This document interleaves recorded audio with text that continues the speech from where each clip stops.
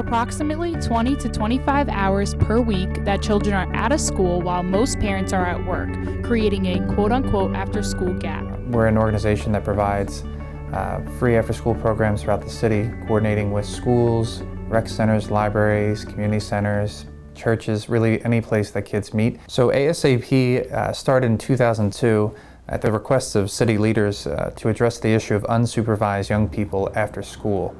So the hours from 3 to 6 p.m. are widely known as the most dangerous for young people, the hours where they're most likely to become either victims of crime, participate in crime, or they're at greater risk for participating in dangerous behaviors. The bottom line is that kids that are engaged in healthy, safe after-school programs are less likely to become victims of crime, participate in crime, less likely to become pregnant, less likely to abuse substances like drugs or alcohol. I left my job at Temple and put in my full energy into making the Institute work I-Day, which stands for Institute for the Development of African American Youth, only because I thought it would send a clear message to the young people that we were interested in their education and their progress. And that's why we have I-Day. No one says the whole name of the agency. Everyone says I-Day.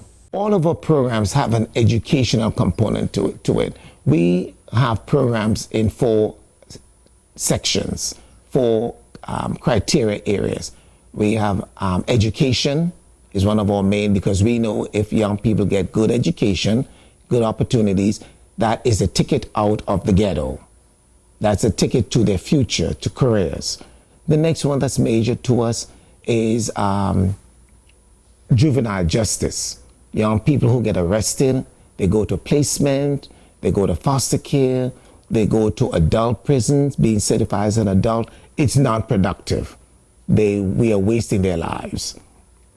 So we are in courts every day, picking up young people who we believe has a chance, and the crime is not so heinous that we really can't do anything positive. Some of our young people, unfortunately, murder other young people or do very inappropriate things that really we can't help them. They need another system. So juvenile justice is also major.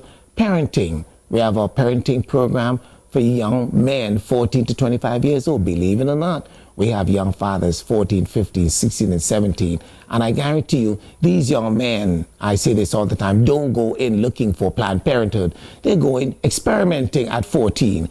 So education, parenting is an area. And then job opportunities. We find that we have 2 programs where young people get jobs. We train them for jobs, and we do interns at industry in Philadelphia, where they can go and literally learn to be a receptionist, learn to be a computer technician, learn to schedule for SEPTA or for Amtrak. We help you do the kinds of things that will make you marketable and employable. So if you were a person who had an interest in poetry, ASAP would match you with a site that was interested in having a poetry program, or was interested in having a skateboarding program or a yoga program. And over time, we began organizing through these 4 citywide initiatives: chess, debate, Scrabble, and drama, really rallying around programs that had that correlated to academic improvements as well as social and emotional improvements for kids. And then by kind of demystifying the process, that we want them, when they learn something like chess, that it should be empowering, that they see themselves as a confident learner, and that if they can excel on the chessboard, there should be no reason why they can't excel in college.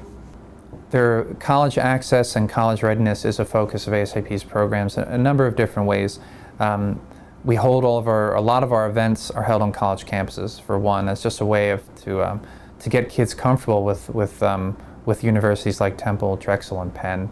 And we have partnerships with each university with different programs, so that we also have opportunities for college students to mentor some of our kids, particularly through our Penn for Youth debate partnership. Because we have 50 slots that we can get young people to take the SAT through ETA in Princeton.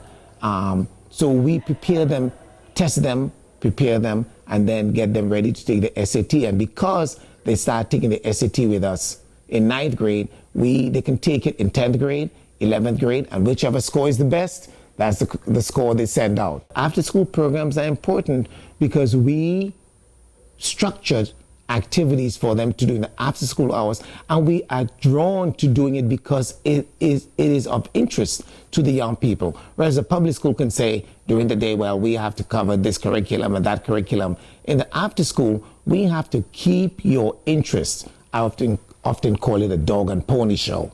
We have to do things that excite you, things that will keep you here. Archie has some words that he always tells his students. No matter what your difference, no matter what your disability, no matter what your ability, you can contribute.